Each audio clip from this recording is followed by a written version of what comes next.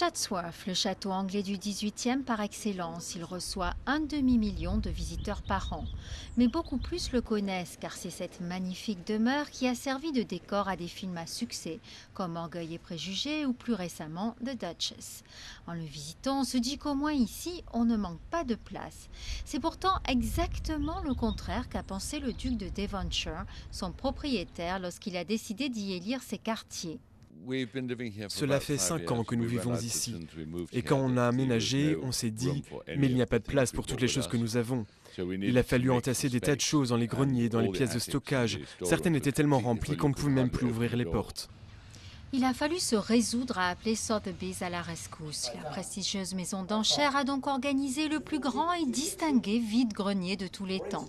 Des centaines d'acheteurs sont là, certains en personne, d'autres par téléphone, qui se battent pour récolter cette petite tranche d'histoire avec un grand H. Car ici a vécu l'une des lointaines ancêtres de Lady Diana, Georgiana Spencer, épouse du 5e duc de Devonshire.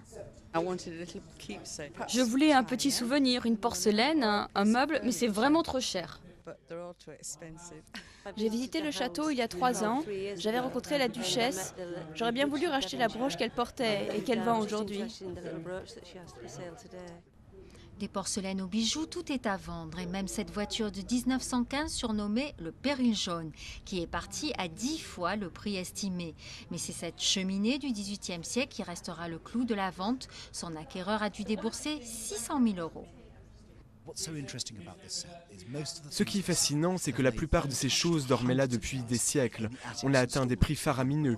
Certes, il y a 2-3 choses vendues autour de 100 €, mais beaucoup d'autres sont parties à 10-12 fois le prix estimé. Une bibliothèque a même fait 16 fois l'estimation.